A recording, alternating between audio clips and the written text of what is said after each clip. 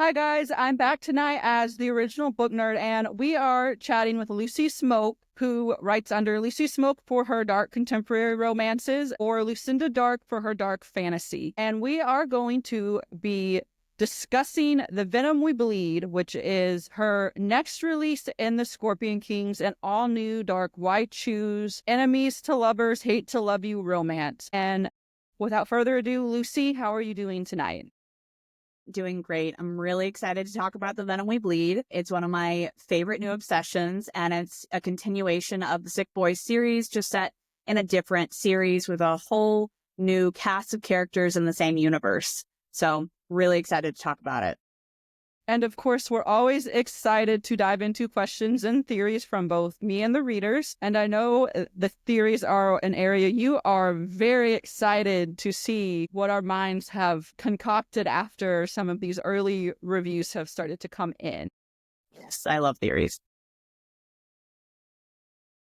For those of you who have been around either on Original Book Nerd or for Lucy Smoke, me and Lucy have chatted in the past for multiple books of hers. And we are very excited to dive into some of the reader questions, theories, reactions to this first book of the Scorpion Kings. So my first question, we're diving right off the deep end. And someone wanted to know, can we get a description of Nolan's tattoos? Because they all have tattoos, but we just want more into what Nolan's are. Say yes and no, you can.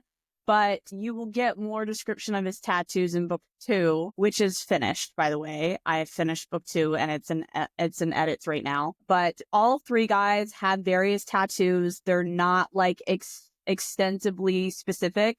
Some of them are very, vague in a sense of there are larger tattoos on their backs and chests and shoulders. And then they have smaller ones, which I think there's like a scene in The Venom We Bleed where not Nolan but Lex will describe like a tattoo he has on his abdomen that's like a Latin script. So I can't give you like super specific details on their tattoos, mostly because they haven't come to light yet. Some of them do have like, pretty deep meaning for the guys, and some of them don't, simply because they're teenagers a lot of times and they're in like the way they were raised, they're in very much like a criminal background history. They're bad boys. They're guys who've, done some things they're probably not proud of, involved with people they're probably not proud of. And so in those situations, a lot of times they're, teenagers are pressured into doing things. And so some of their tattoos were, definitely like pressure points, like, hey, we have to get this because we need to feel and look like we're badasses, and tattoos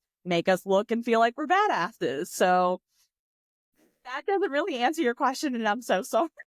I wanted to ask it first because a lot of people submitted questions wanting to know the tattoos of each of the guys. And it's a great segue into the inspiration kind of behind this series, because like you said, they are on the younger side of the characters we normally see write, in the sense that they're finishing high school, about to encroach on being on their own. But there are 4 main characters in this book that you could say have been on their own for a bit. So the next question is, what inspired you to write The Venom We Bleed and the Scorpion King series? So for starters, this is a series. The Scorpion Kings is part of a much larger universe. It's part of my Sick Boys universe. I think we've talked about that before, as I've got another spinoff of the Sick Boys series. This is another spinoff, all series. So the Scorpion Kings, the Icarus/Gods of Hazelwood duet, and the Sick Boy series, these are all set in the same world, just slightly at different time periods, but they overlap. And so there are going to be a lot of overlap from those 2 other series into this series. And I will say that the Sick Boys was a really big inspiration for this series, which is why it's so closely connected to it. I have hinted at this series in the Sick Boys series. I thought I only did it once. I actually had a reader point out that she found another link, and she's like, you've actually hinted at it twice. And I was like, cool, didn't know that. Maybe my subconscious was into that, because I will say that whenever I write a series, before I even write it, like usually like it's been percolating in the back of my mind for a solid year before I even start writing it. So the Sick Boys series was a really big inspiration for the Scorpion Kings. And even though they are slightly, when I say slightly, I do mean slightly younger, because a lot of people forget that Avalon was actually in high school in the first book. Yes. And she was 18, and she only went to college that early because she got entered into a special program. Whereas these guys are all 18 minimum. 18 minimum is for me. Like, I don't really, I think the youngest character youngest main character I've written is like 17, possibly. But overall, all of my main characters are 18 or older, because a lot of the themes and a lot of the things that they experience are very adult themes. But this, for me, the Venom We Bleed, the characters, the storyline was just in my head, like, what would happen if the Sick Boys was flipped, where she was the rich one and they were the poor ones. Because in Sick Boys, Avalon had nothing. She came from a very poor background. Her mom was a drug addict and a stripper, and they were, you know, multimillionaires at 18, 19, 20 years old, because their families were extremely rich. So in this case, I made the female main character, Juliet, I made her the wealthy one with the wealthy background, and did kind of like a little switch where it's, instead of her being in the wealthy sphere, it's her being like in a very different format of her life. She's no longer wealthy, because within the first couple of chapters, everything that she's ever known is taken away from her. So that was my inspiration. On the topic of now Juliet, and for those of you who have maybe not seen the book, had a chance to early review the book, Juliet is the epitome, when we first meet her, of innocent, kind of naive, upper society princess. And she very quickly has to flip that switch in this book. I have a ARC reader question who wanted to know, how did you dive into her mind and develop the way she just had to kind of evolve in a snap, but also balance it to make her, you know, jaded in a way, but not bitchy to make us hate her? Ironically, a lot of people hated Avalon because they thought she was too bitchy. And so I fully expect people to hate Juliet because they will think that she's too bitchy. But I will say that I feel like a lot of the female main characters that I really kind of like latch onto and like really like to experience and like to put myself into the shoes of are the ones that are really jaded, are the ones that have been hurt, are the ones that are physically strong and like to fight back. Though I personally believe that all of my female main characters are strong in their own way. I don't think you have to be physically strong to be a fighter. It just so happens that these two are. And they, you know, Avalon and Juliet have a lot of similarities in that Juliet doesn't really have the opportunity to not, you know, flip that switch. And she, in the first couple of chapters, a lot of things just hit her at once. Her father's arrested. She catches her best friend, her boyfriend fucking. It's like, literally, it's one hit after another. And at that point, it's like you either shut off your emotions or you let it overwhelm you. And so that's essentially what she has to do, almost like a survival technique. And then there is a slight, you know, time jump between the first couple of chapters, only because it's like very necessary in terms of like, you know, you want the story to move on, but it didn't make any sense for her to just immediately know what to do, immediately know how to defend herself physically. She's never had to. But there are secrets. There are secrets in Juliet's past and in her life that will be eventually revealed. And she has a lot more in common with the guy main characters than I think people will initially believe until they get to those secrets. I know later in this episode, when we kind of have some theory suggestions, there are some wild theories that I read in preparation for this interview. This is a guy question, and this is a me question, because I want to know. Nolan is a jerk. Let's preface me to say that he is a jerk of the highest degree. And he has his moments where you're like, I love him. And then the next page, you're just like, why? Why, Lucy, did you do this to us? The question I have for you is, how long are we going to have to go in the Scorpion Kings for Nolan to realize that icing Juliet out is just not the way he has to tackle her? Say you get most of it out in the first book. That's like 90% of it. By the second book, he will definitely be on board. He will be against icing her out for the most part. There will be like minor obstacles after, you know, once they've overcome that first hump. But this isn't like it's an enemies to lovers / like hate to love scenario. Like, The only one that has been obsessed with her since the beginning is Lex. And the other two are like, she's a rich princess and she doesn't understand the way we've lived our lives and she kind of sucks.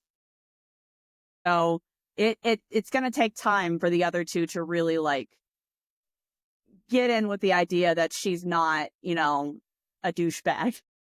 For Lex, so a lot of people, me included, who read your books love the guy in the group who is the unhinged, the questionable sanity, and the one that kind of bends the moral code in the sense that Lex thinks he's protecting her. Mm-hmm. Is he? Would that be okay? For Lex, how far are we going to see him go? Because we see him toe the line a lot in book 1, but there are ways he can even toe it a little bit more at the ends of this first book. So just to clarify, your question is how far is he going to go in his obsession? Yes. Pretty damn far. So book 1 is obviously done because it comes out in a couple of days. Book 2 is done and it's in edits. Book 3, I am a considerable length of the way through book 3. And I will say by the time you get to book 3, you will realize the depths of his obsession because they're fine and everything is good until and unless she tries to leave. That is when things will go very, very wrong for both of them. And I want you to know that for not the first time, but on a very rare few occasions do I make myself cry when I write things. But I have made myself cry writing a Lex scene. He is very devoted, very much in love with her. He is not, you're right, there's questionable sanity. And stalkers, they escalate. They don't de-escalate. So he is not going to de-escalate. Even when it seems like he might be de-escalating, he will not be doing that. So it really depends on her reactions, on how he responds to them. But overall, at the end of the day, he is very much obsessed with her. He is a stalker. He has been stalking her for a good 13 years. And a lot of the things, if not most of everything that he's done in his life has been as a way to continue to watch her, to continue to look after her. And yes, you're right. He does think he's protecting her. And you'll hopefully soon get to see her response if and when she finds out. On the next one, though, so this is Giovanni Vargas. We see in book 1, he has a interesting relationship with his parents, being that his mom is the favorite and dad is kind of murky when, it's not murky. He doesn't like his dad. Doesn't really sound like dad likes any of the 3 either. For Gio, are we going to see, this is for new readers, by the way, so if it changes your answer, are we going to see who he really starts to become in this book, or will it mainly be in further books out? In book 1, will we see that? I don't necessarily know if readers will see that or see a lot of culmination of him in book 1, because this is a reverse harem, so that means that she does end up with all 3. It's going to be a 3 to 4 book series minimum. It'll probably end up being a 4-book series. Book 1 is a lot of the times the introduction to each character and the introduction to the problem, as well as the start of them finding their groove as a couple/group. So you're not going to see the full depth of his personality and his background in book 1, just like you won't see the full depth of every single, main character's personality and background. You get hints, you get snippets of each one. And then throughout the series, you will see them really come into their own. You'll see more of the reveal of their backgrounds, reveal of the things that they've been through. I will say, though, that I wouldn't be so sure about his mom being the favorite. He has a very complicated relationship with his parents. He does love his mother, but he also has very complicated emotions about his mother. He feels very protective towards her. And his father does not seem to love or care for him. But his father does have a favorite of the boys. It's just not his son. Yeah, he does. I'm not going to spoil it because I think I might know. I might mention it later in the theories section. For Lex, though, the question I do have, so this is a why choose reverse harem. And it is a reverse harem, I would say, is a little bit differently done. We don't really see any of them display outward jealousy yet within the group. And Lex being who Lex is, how much was the twist for you when you gave this to us readers that Lex was actually going to be the one who was like, well, why don't we just all share her? Because I would never have thought that man would be like, oh yeah, I mean, as long as it's us. It is a little different, especially because he's the one that's the most obsessed with her from the beginning.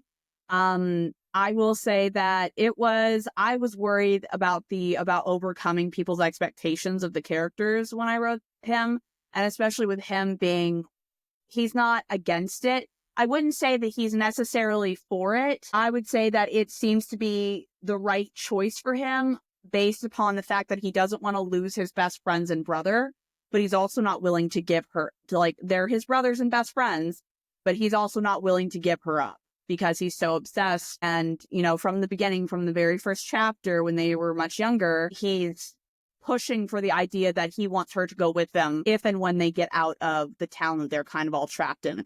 The next one's a good question too.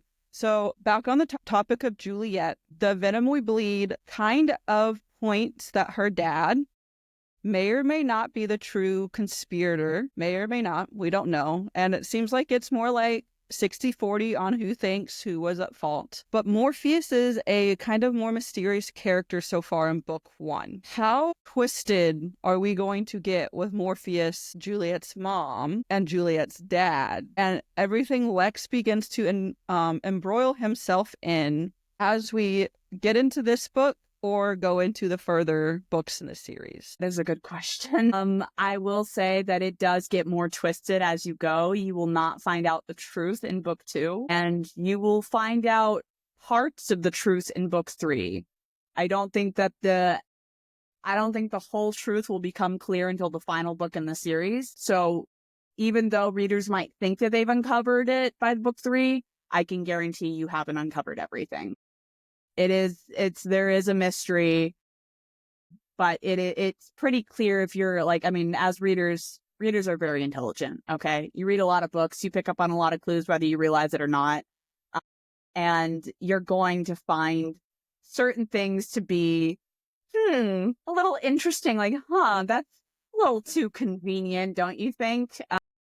And it's just not believable at this point that she would have all of these horrible things happen to her and there not be somebody behind it all. So I'm going to leave the answer at that just because I don't want to spoil it too badly. For the book overall, so as we've mentioned, the Scorpion Kings is in the same world as the Icarus duet, and it's also in the same world as the Sick Boys. Will there ever be any overlap between the three within the actual Scorpion King series? I know readers who have eagle eyes have found the few instances in Sick Boys where the overlap has happened there, but will we see it on the reverse with Scorpion Kings? Yes. You will. In fact, I would say you'll see an overlap with the Sick Boys or that series in book 2. And in book 3, you'll see some probably overlap in the Icarus duet as well. It wasn't necessarily planned on my part, but the characters have a way of making themselves take over and be like, this is what's actually happening. And I'm like, oh, interesting. So yes to the Sick Boys, more than likely to the Icarus duet as well. So kind of a segue, kind of not. I only have one question on the topic of Icarus duet. Mm-hmm. We left the duet with hints or teasers of more to come. Mm-hmm. Will that next book, is it on the docket for you? And a reader who early read The Venom We Bleed wanted to also know, they have some theories regarding Aurora's best friend who goes kind of MIA towards the end of her duet, and believes they are now tied to the Vargas crime syndicate. And I had to ask this. I can answer parts of that question.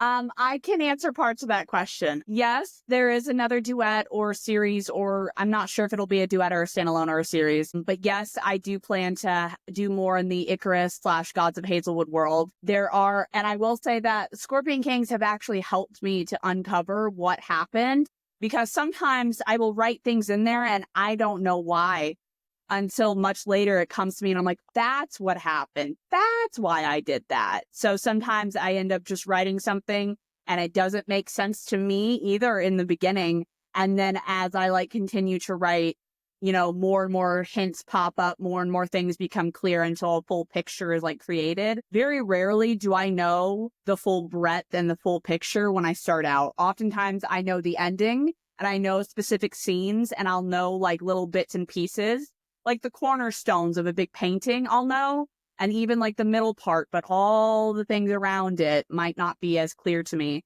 until much later. So I will say that Scorpion Kings has helped me to uncover what happened to some side characters in Icarus. And yes, the Icarus duet and the continued side character stories are on my dock.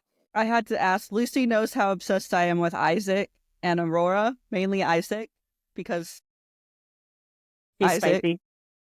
And for those of you who love the Icarus duet, we all have seen that artwork piece she has from a certain scene between them. Okay, but on another note, I have a few more questions before we dive into more of the rapid fire fun stuff. And we all love the fun part of this interview because, man, some of these reaction comments have me cracking up. So I want to know, when you sat down to write this first book, what character spoke to you the easiest and which one was the hardest for you to get in their mind?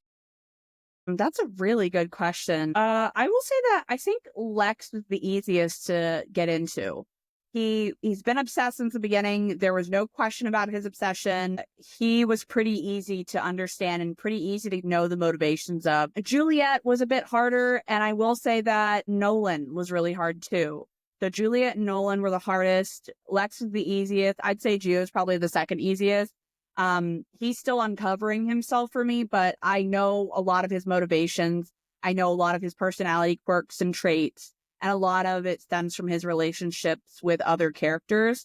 Whereas Nolan is an interesting person.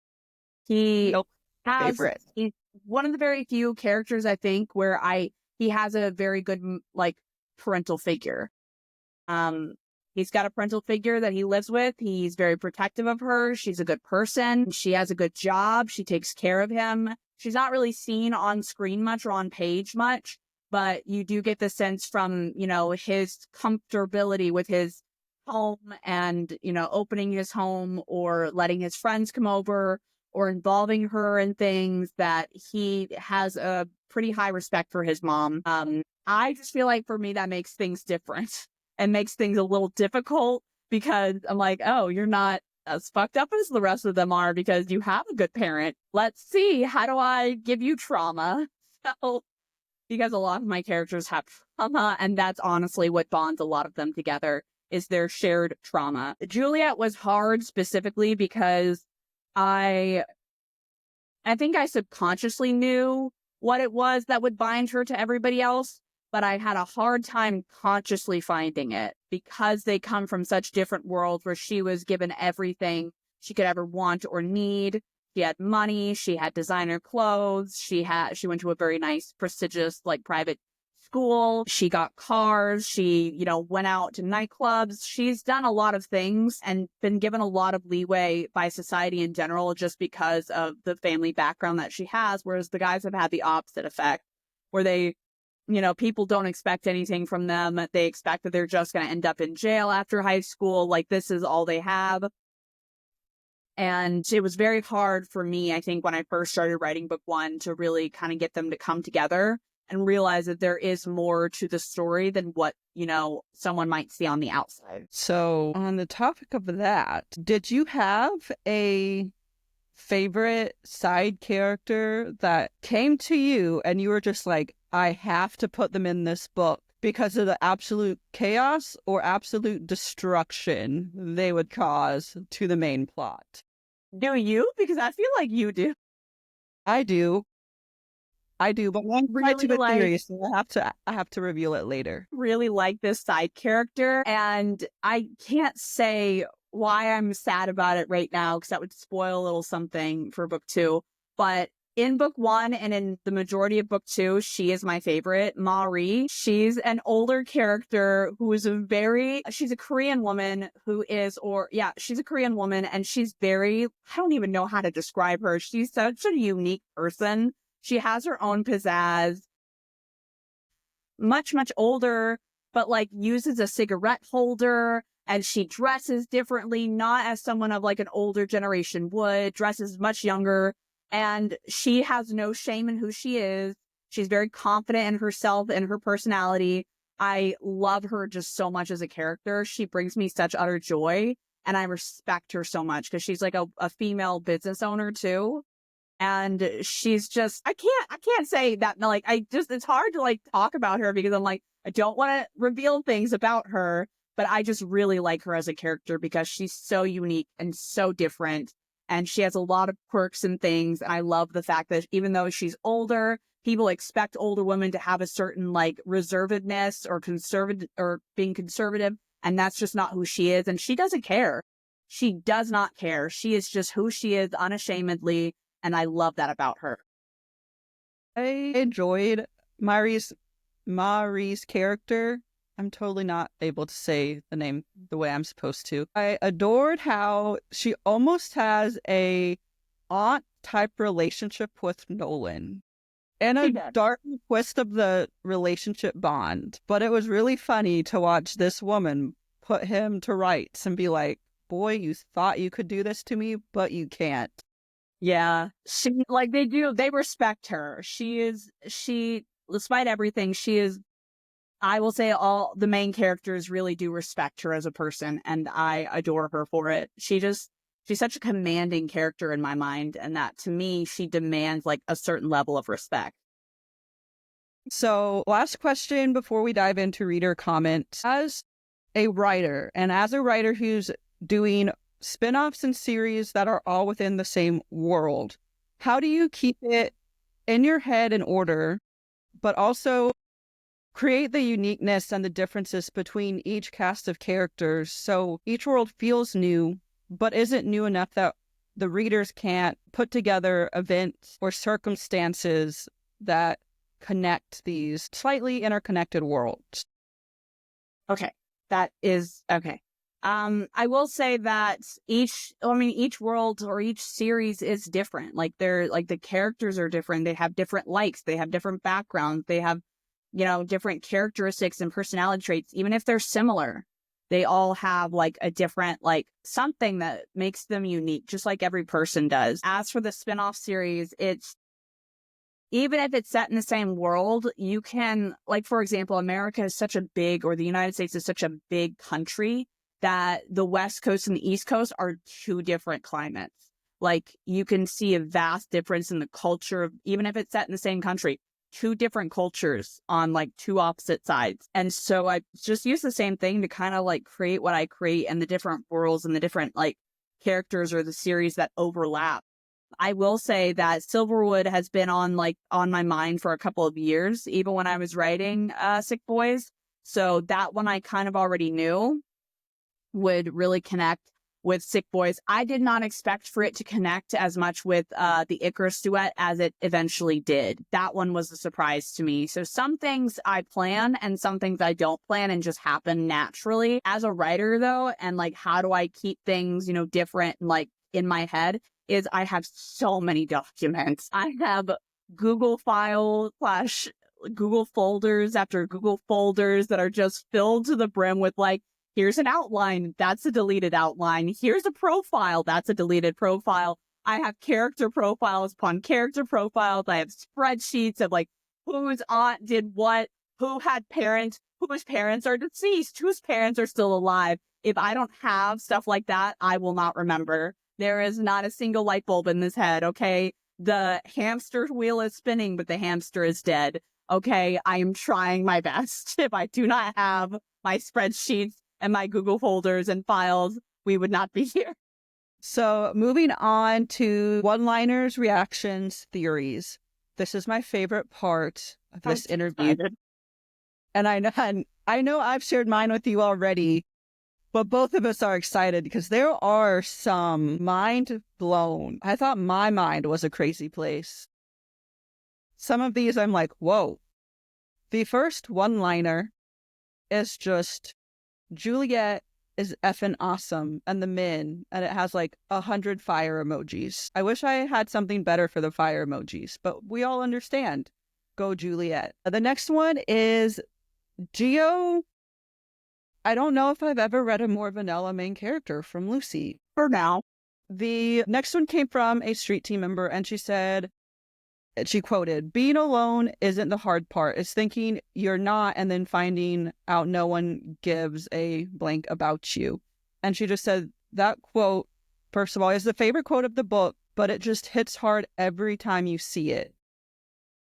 Because of who says it, and because being alone is the central theme in this book. In a sense, each one of them has their own version of loneliness and feeling alone. And I'm trying to remember now who said that quote.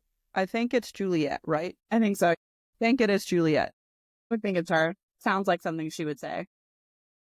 So, the Den of Deviancy, otherwise known as the club Juliet works at. Loved this. And the one-liner following is, I think I spit my drink out when the boys first realized where Juliet got her job. And they also wanted to know, and we can go ahead and have some spoilers here, what was the inspiration and thought process behind having Juliet find this almost parental guidance type figure in 𝑚𝒊𝒆, but also just behind the club itself.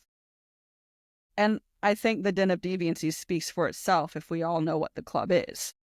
Yeah. I mean, the club, so it's not a strip club, though. No, and that's what I loved about it, is because I feel like there's been, in a lot of dark romance, there's always a strip club. There's always, like, the main character either gets a job as a stripper, or she works at a strip club or a nightclub, and it's like, for me, it was like the same thing over and over again.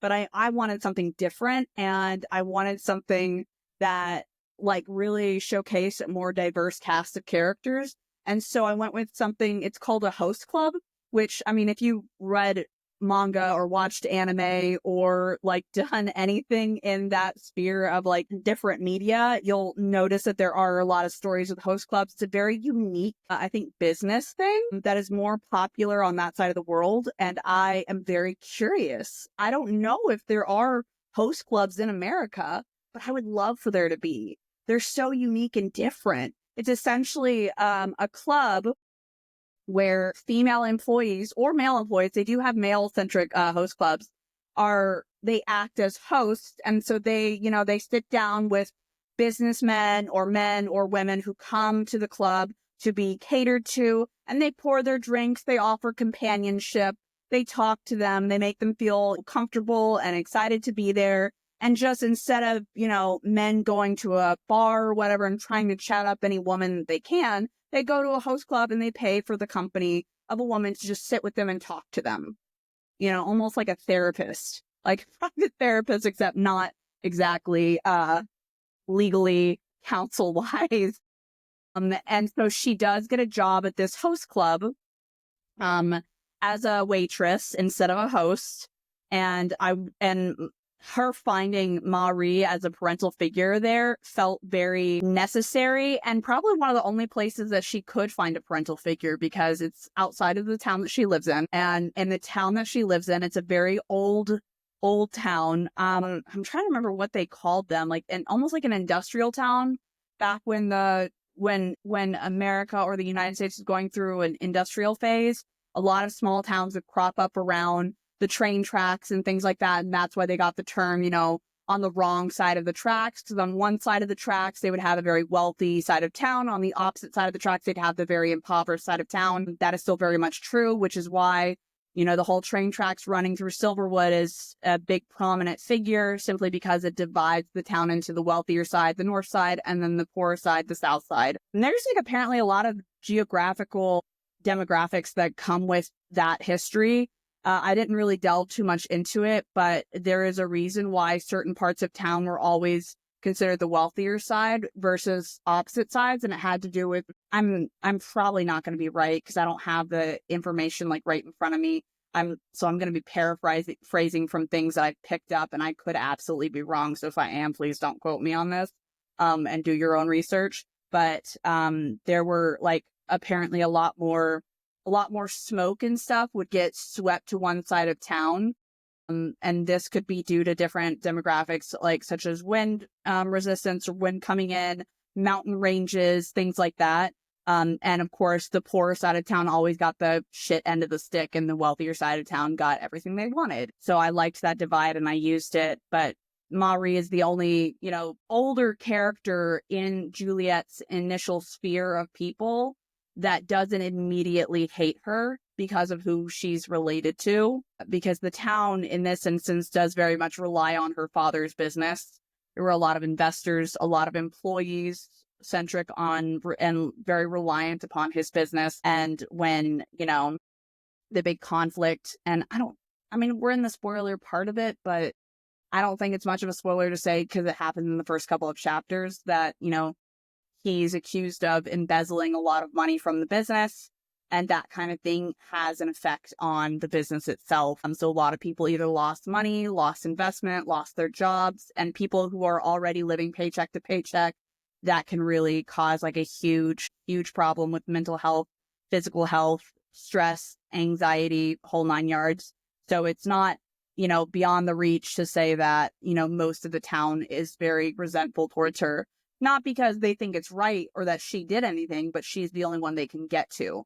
Because at that point, her dad's in jail, her mom's not around. She's the only one part of that family still visible to the public of the town that she lives in.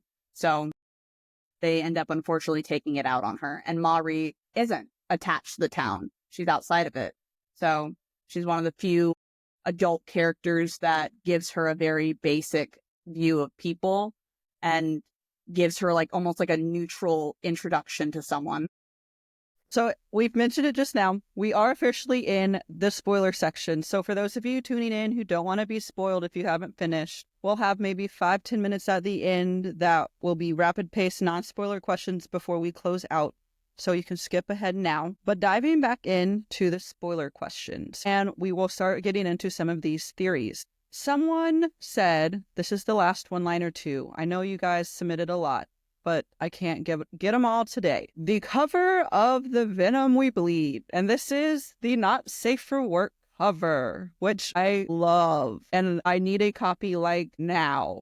Love it so much. They said when we got to the scene that this cover is about, I screamed so loud and then immediately had to look around me because I was reading this book on my way home on public transportation. And I agree. That scene, wow. Nolan Pierce. Oh, you said you don't know what I'm talking about? What do you mean? What about the scene? What was wrong with it? I didn't say anything. You can't read that in public. I think it was more, a lot of us didn't think Nolan would be the first one. I put Lex first or Geo first, and I didn't expect Nolan to come out guns blazing. He was taking care of her. She was having a little anxiety attack. It's fine. But I also... He was being a man and taking care of business. That's what people... In all the ways. And what a great segue into the first theory. So... I love theories. It's going to be so exciting. Expressions, and I'll see if I can catch her off guard. So the first one I have is Morpheus is actually the one behind Juliet's past trauma and her flashbacks. I cannot say exactly what the flashbacks are about on here. And it goes on to say we will find out he's the one who embezzled and framed her dad. And I also think, major spoiler, he is the one who hired the hit on Geo, and he's trying to separate Juliet from her men after he saw them together at the football game. Thoughts, questions? This is eerily similar to what I told you my theory was, but this is not me. I will say that. This one is not me. We both read the same book, so it's not completely out of the realm of possibility. I have another one that says Morpheus and Juliet's mom were the ones who framed her dad, but Juliet's mom is actually no longer on the scene because she has been unalived by Morpheus. I think that one has showed up a lot too. Another theory is, while Lex is the one that has the most stalker tendencies, and he's the most unhinged at this point. We are going to see Nolan become the most possessive and obsessed of the three, mainly because Nolan does not like to share his toys or give up things he thinks are his. He does not like to share his toys. Reminds me of someone.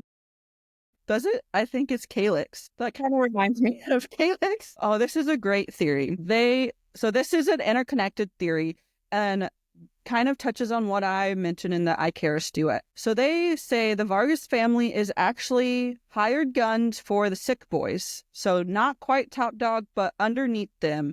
But they think they're the ones running the ring we see in the Ikari family on Isaac's dad's side. And we are going to find out the Vargas clan knows where Aurora's missing friend is and knows why we are hiding everything we know about them. I like this theory. Am I allowed to say anything to them, or do I just get to listen? You can say whatever you want to say. That is up to you, because I don't want you to say something and then be like, oh, I don't want to spoil it. But also, okay, great. I do want to say something. Rory's missing friend, she's not necessarily missing. She's still in the public eye. And she is still in the public eye in the Icarus duet. She is just not in contact with her friends and has not gotten into contact with her friends. But it is for a reason.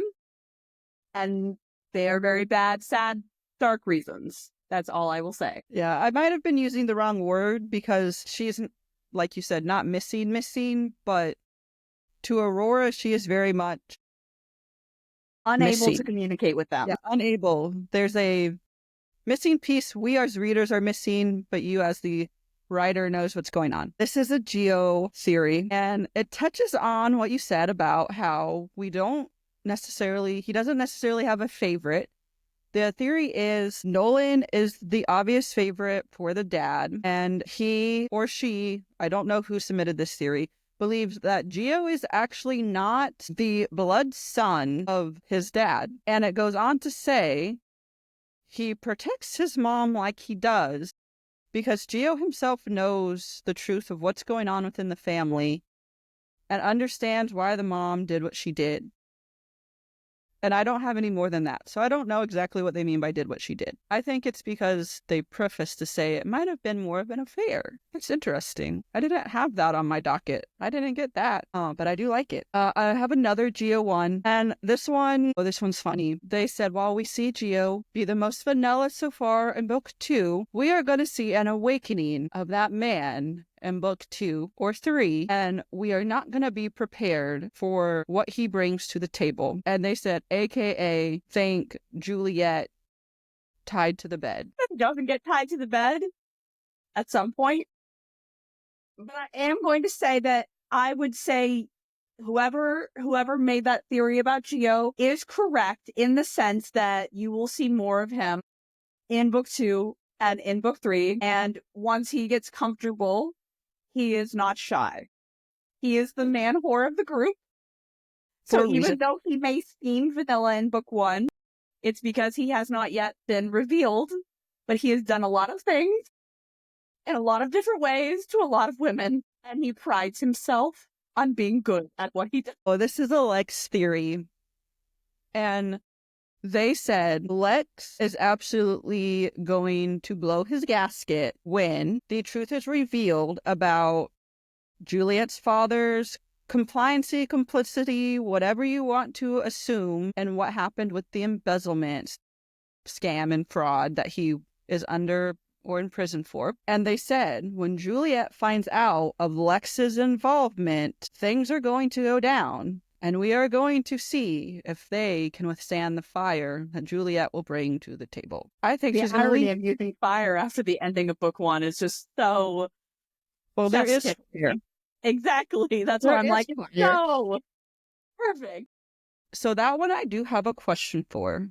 So we have mentioned Lex will absolutely show his true colors by the end of this book. But Lex has a deeper tie personally to Juliet than the other two when we begin. And it's because Juliet is the one who reports his parents when he is younger. And she does not recall this event as of right now, at least consciously, she might subconsciously know she has met him in the past. Will we see her reaction, and will it surprise us when she actually puts the pieces together of why Lex feels so tied to her? That's a really hard one to answer because, like, I feel like I can't answer it, but it does get really spoilery.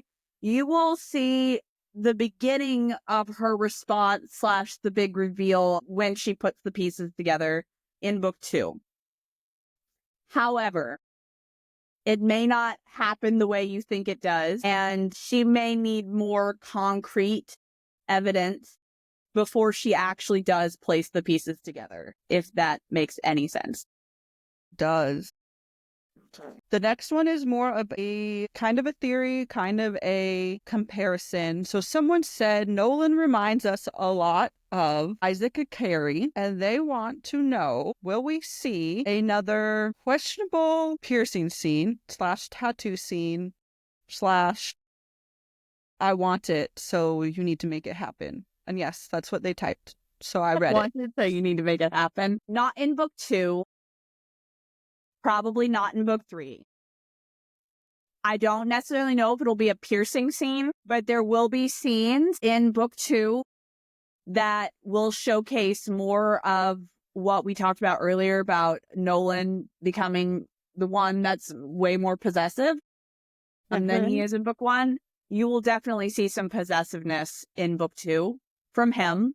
You'll definitely see maybe some primal aspects from him in book 2. But I think that there's a couple of scenes in the next couple of books that are split between the male characters. So it's not just one or the other. It's going to be multiple scenes from multiple different of the guys that showcase the same thing. And even though Isaac and Nolan can be considered like similar in certain aspects, I will say that they're also very different in other aspects.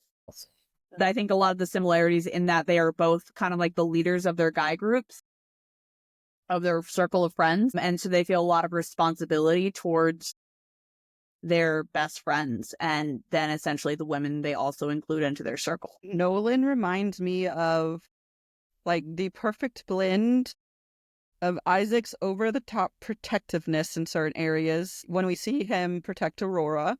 But also Dean and the obsessiveness we see Dean have by the end. I would agree. I think he's like half Dean, half Isaac. He has a touch of Daddy Ruin vibes in there too. He's the one that if I said I would see someone tied or cuffed to the bed, my bet would be on Nolan. 110% every time someone asks that question. I can't say anything. But yeah, you're gonna have a good time in book 2, I think. You're gonna have a good time. I have a few more theories. This is a side character theory that is actually not Morpheus. And I forgot to say, if you have any questions that you want to throw back at me, I am game. Because I know we have tossed a few out there as we've chatted. So this is a Raquel and Mads question. And the theory is Mads is actually going to turn out to be the ride or die best friend, and she is going to eclipse all the best friend dynamics we've seen Lucy write, which I agree. I see her silent backbone starting to form. The second theory for Mads is we will see her absolutely go toe-to-toe with the Scorpion Kings in book 2 for what she perceives from Juliet's reactions and belief of what happened at the end of book 1 while she is protecting her friend. And then on the opposite side, their theory for Raquel, and this is a good one. They think Raquel is actually obsessed with the boys and is jealous, wanting to be in Juliet's place. But we're going to find out that she is actually one of the unconfirmed possible side women of Giovanni Vargas's dad, which is why the Vargas clan seems to know every move Juliet makes. ... That was so funny. I thoroughly love theory time. Like, theory time, I should just be like, we should have this every book. I enjoy the theories that readers bring so much because you guys are so smart and it's so interesting to see where you pick up a certain little hints and where you place them into your web of like, let me look at my conspiracy theories. So that is very fascinating. Very, very fascinating. And I know I said I only had those two that I was going to do, but the last one is a world theory question.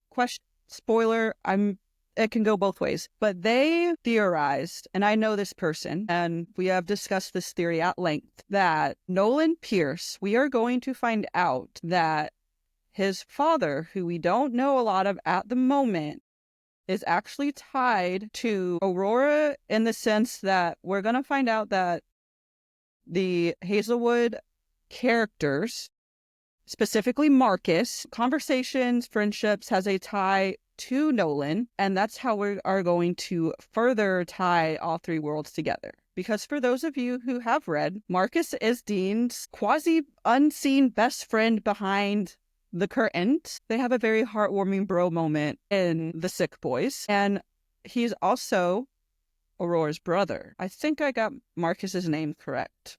Yeah, no, you're correct. Okay, I was like, I'm pretty sure it was Marcus. And to also note, there is a scene in book 1 of the duet between Aurora and Marcus where they are at the questionable meet where he's like, don't piss off any of these people, Aurora, because they're not people you want to piss off. And we get loose descriptions of who they are, but we have not been revealed yet. And so that is their theory. And I love that theory. Partly because I just want the Icarus duet. I want those characters to come back to me. And there will be a character from the Icarus, a fairly sizable character from the Icarus duet that will appear at the very least in book 3. And there's a lot of he's. He has a quasi-friendship with Juliet. That was very brief in nature, but you will learn more after certain things are revealed. I'm curious, and you said I could ask you a question. Yes, feel free to ask me. Do you have any theories of yours? Do you have any theories of your own that you could share? I do, and I've kind of already touched on that first one. I do think Morpheus might be one of the bad guys in the book. Let's see, I'll do 3 of mine. And so one of them is going to be that we are going to see Nolan and Juliet have kind of almost a twin flame-like bond. I see them as opposite sides of the same coin. And we're going to see not only Juliet rise from the ashes, literally, in book 2, but we're going to see how, badass she is going to become in an epic sense of the word, because she's going to be the queen of the school. And I actually think the dad is going to be innocent, much to a lot of my friends' dismay. I think we're going to find out that he's going to be innocent and that he knew that the mom was doing it with whoever is partnered with her.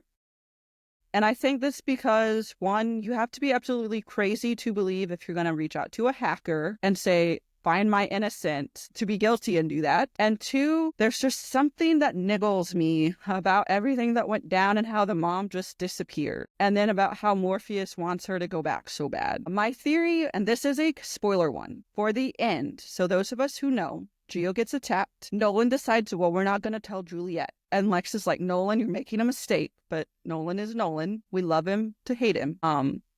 And then we ended the book on that fire where Lucy was like, I'm dancing in the flames of all these broken hearts for my readers. And yet, really long book, okay? My theory for that is, while a lot of people think that it's Morpheus, I do agree that I think Raquel is the one that kind of not orchestrated it, but put the pieces in play and set the wheels in motion. I think Morpheus is, yes, tied to it. I do think we are going to find out it is someone we haven't met yet. In the sense, I don't know if it'll be Geo's dad or someone tied to this embezzlement scam her family is under. And then a fun theory, I think the principal and the gym trainer are together. And that's why they share so many secrets of Juliet. That is a fun theory. And then you asked earlier about my favorite side characters. I think Raquel is my favorite right now, even though I don't like her at the moment. Partly because I love the character that puts the book into tension and chaos. It's fun. I have some questionable concerns for Rokel, mainly because I think she is not a friend. Can you confirm? Cannot confirm, like I can't. She is a friend right now. One of the only friends that she has. Questionable. She was the first one in the entire school to reach out to her.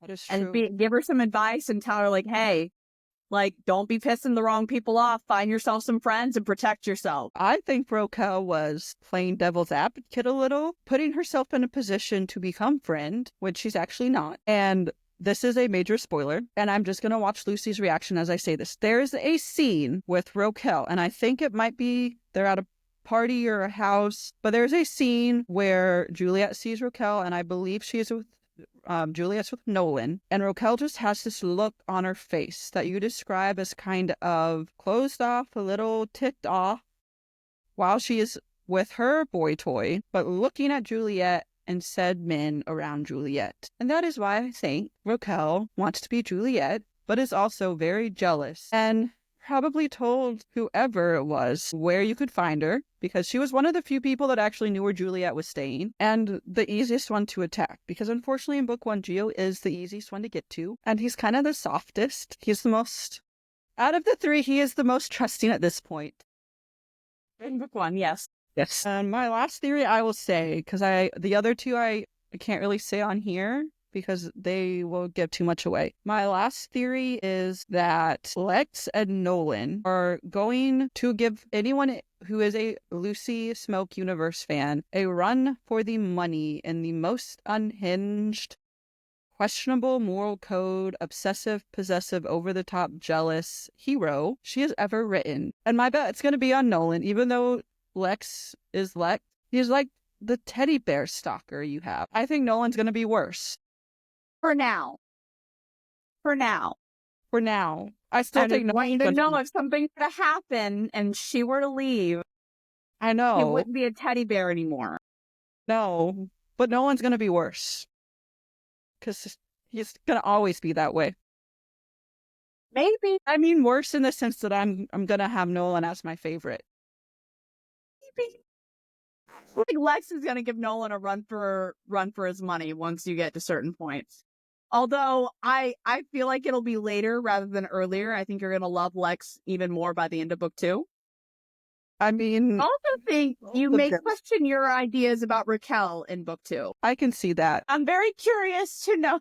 I'm so curious to know. I want you to know book two is coming very soon. Wait, you're curious for me to know? Oh, for Raquel. Yes, I cannot wait for you to read book two, because I want to know if your theories about Raquel change and your theories about Nolan and Lex are all going to remain the same, or if they'll change after book two.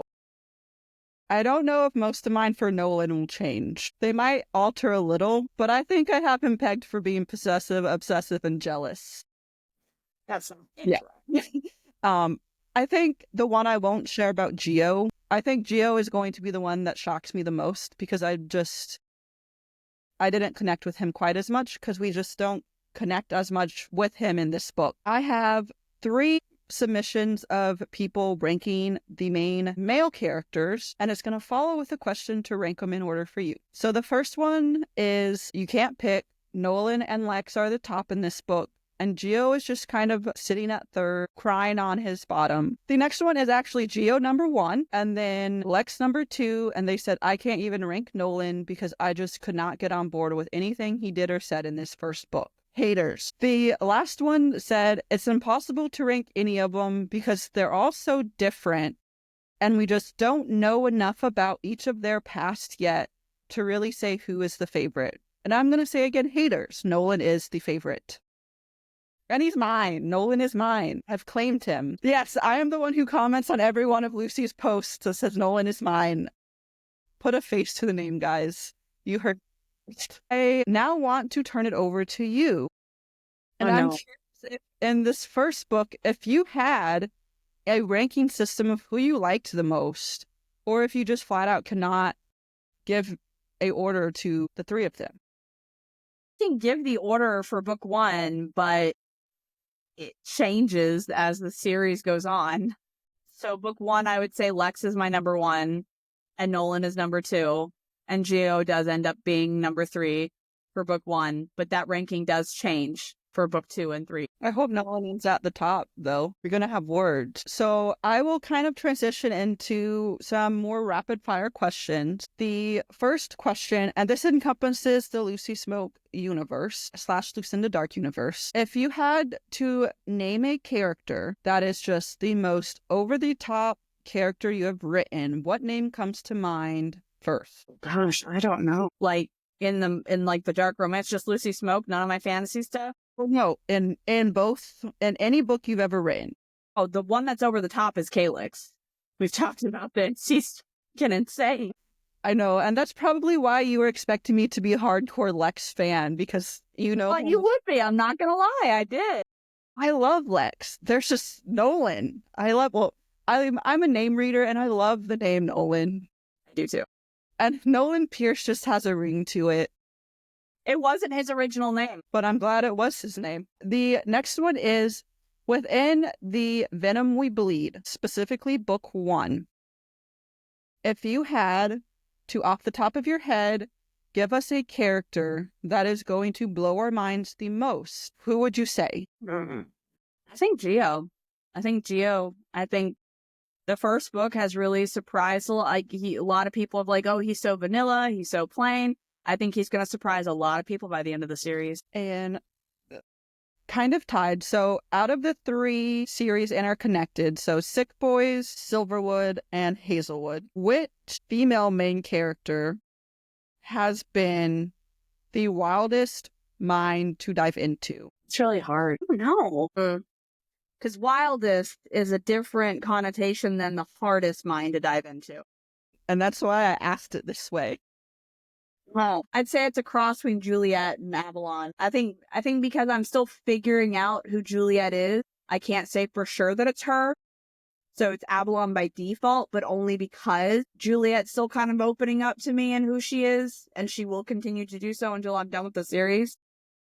But they're a pretty close tie right now. These are fun questions. So these are going to be what phases out. The first one is, if you could choose a character you don't want to meet in a dark alley between Calyx, Ruin, Nolan, and I'm blanking. I'll go ahead and throw in Dean there because I cannot remember the third person in the 𝒊𝒊𝒆𝒅 duo right now. Like, immediately Calyx, I'm too terrified. Absolutely not. He will rip my head off my shoulders. Absolutely no. So, number 2, if you had to choose a best friend from your characters, would it be Aurora, Paris, Abel, or Riley? Paris, Abel. I really want to say Paris. I don't think he's the right choice, but I really want to say him. So I'm going to go with Paris. The next one is a female main character question between Avalon, Riley, Aurora, and Juliet. If you had to choose the character right off the bat, you said, this one has the hardest past or most traumatic past, who would it be? They all have equally traumatic past, though. And that's rough. I think it's probably might be a toss-up between Avalon and Riley. They both have really rough pasts. Like, obviously, Aurora and Juliet do as well, but although there is one female main character that encompasses all of them that's worse than all of them. And that would be Mickey from Venture Rotten Casualties, the last book in the Thick Boy series. I think her past is the most messed up out of all of them. That's why I didn't include her. You were trying to make it hard for me. The third one is, this is Scorpion Kings only, between Juliet, Myri, and Mads. If you had to pick one character to live to see the end of the book, and yes, you can kill off Juliet as the main character in this question, who would you see stay alive? Myri can't die. And like, what? Ask me this. I love Mads and Juliet. They are important characters, and honestly, I would argue that they might be slightly more important than Myri, but I just could not do that to her. Myri has to live. If she doesn't live, I quit. So this is a fun one, and it is a Leslie concoction. Oh, these are fun. These are painful for me. Well, this one's a fun one, I promise. For you or me? Well, no, this one's actually fun. If you had to add a fourth to the harem of the Venom We Bleed and the Scorpion Kings grouping, and it is between Shepherd Marcus, who we don't really see a ton of Marcus yet, Ruin, or Abel, who would you add? And yes, this is a fun one. This is a fun one. I feel like Abel would be the easiest one to add with Marcus. I think it would be fun to see Marcus and Nolan go head to head. That was my answer too. Although I do love Shepherd. Shepherd's an interesting, unique character. He's got a lot of hidden quirks. I have a theory about Shepherd, and you didn't ask me it, so I haven't answered it. What's your theory about Shepherd? Oh no, that wasn't an opening for you to ask me. So my theory, he's the one that Juliet was briefly friends with, because he's big enough that everyone would pick him out, but we don't know enough about him to really know anything about Shepherd. And I just really wanted to be Shepherd because I have my ideas about Paris and Paris's issues. And Shepherd seems the more tied up of the three of those. No, like, buttoned up.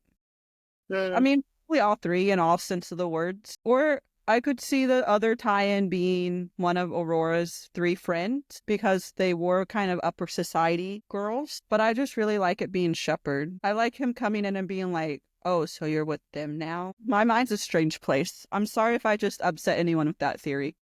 No, I'm interested. I'm interested to know how other people feel about that. Okay, so please leave us comments and concerns about Shepherd being the tie over cross-in. I have another fun one, and this is actually a fun one. So if you had to reverse it and have another female main character take the place of Juliet, who would you pick for this series? No. Super age gap it. Yeah, absolutely. No. Would it have to be someone in this series, or It be any book you've written? It's a good one. You're right. This is good. It would probably be between Mads in the Scorpion King series or Selene from the Icarus duet. Selene is a good one. She's my other theorized person who's going to be the tie-in here. You're not going to like this one. I'll preface to say that you're not going to like me for this one. If you had to pick between Nolan, Geo, and Lex, one guy to end up with Juliet, No. who would you pick? No, I cannot answer this question. That is not in the spirit of reverse harem. I can't do it. You can't make me. Hey, it's better than the original question was if they were all on an island and you had to pick one to survive. Which one would you choose? Probably not Juliet. But she's not one of the men, so she's not an option. No, but she probably wouldn't survive without all of them. Oh, you mean would survive or wouldn't survive? They would not. No, probably not yet. Not yet. I feel like the questions are the same. There's no difference. You're making me choose and I don't like it. Oh, I have two more rapid fire questions, and they're both going to hurt. This is the section. If you want to throw any of these back on me, I will answer them. I probably shouldn't have said that before this next one. If you had to pick one guy that you could reenact a scene with in any of the books they are in between Nolan, Calyx, Theo, and Isaac, who would you pick? Is there a scene that you would say, add me in? Yeah, I mean, there's some scenes I'd be like, yeah, I'd be fine with me being in the middle of that.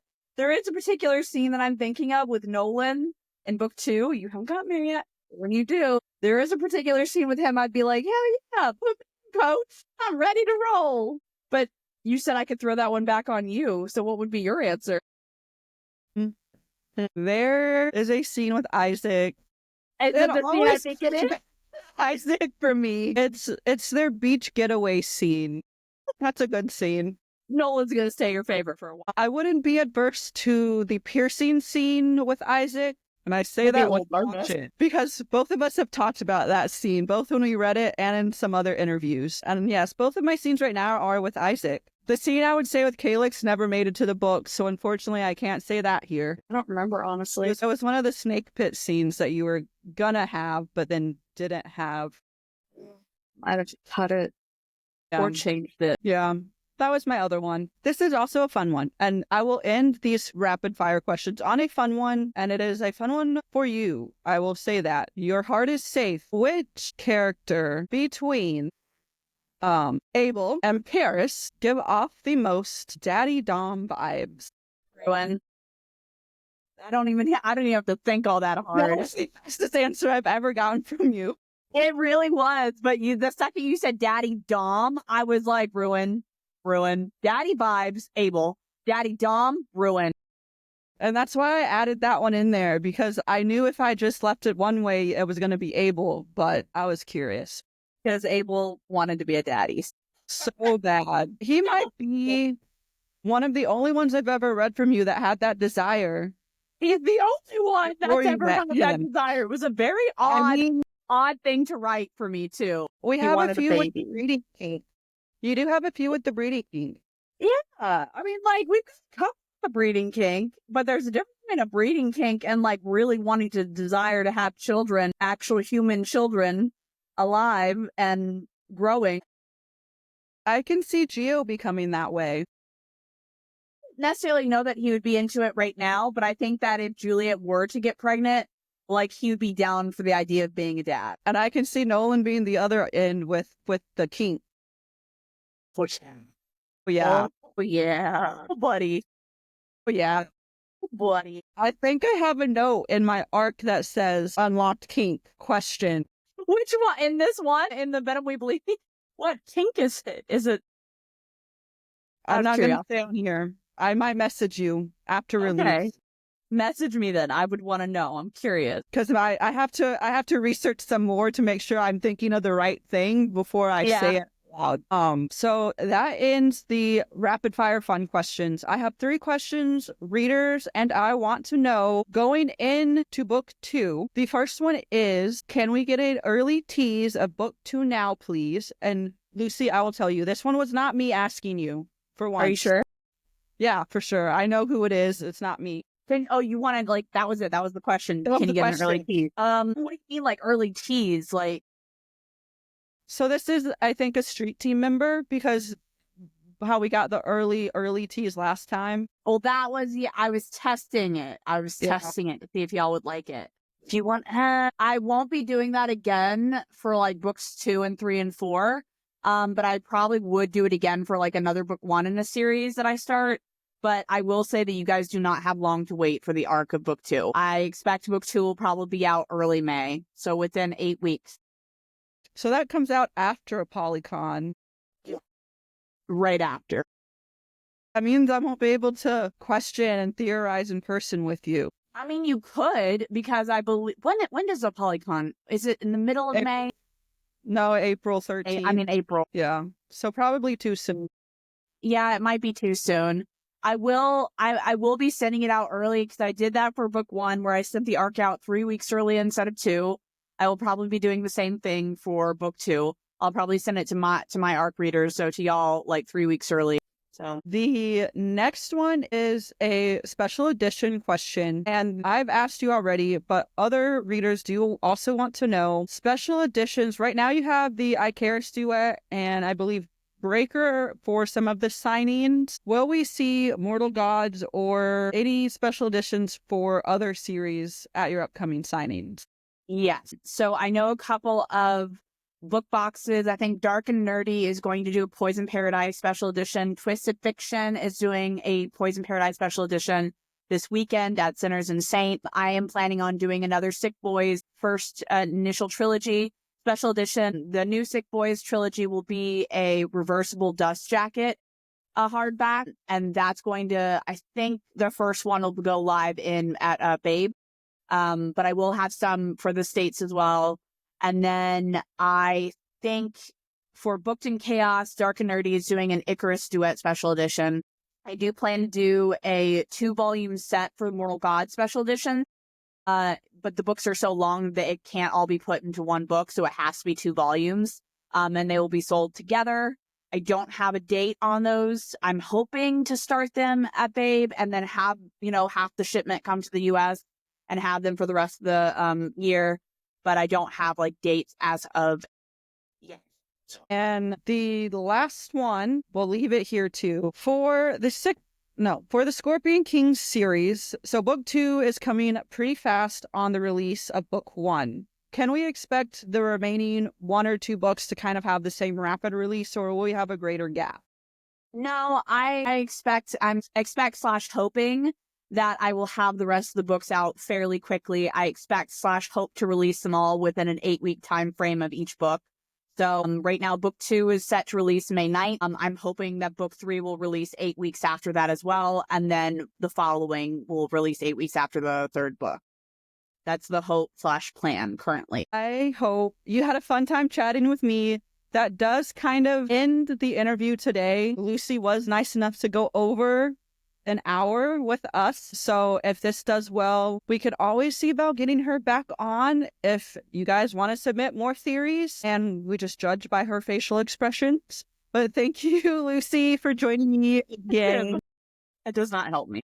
It's always a blast chatting with you, and I love having you on any of my channels. And like I said, I'm waiting for the day 𝒊𝒂𝒂 is unthroned from my favorite. I don't know if it'll happen. Calyx was close. Nolan might end up topping him. We'll find out. We'll find out. But I hope you had a fun time sitting down to chat tonight, and just thank you again for joining me. Always have a fun time with you.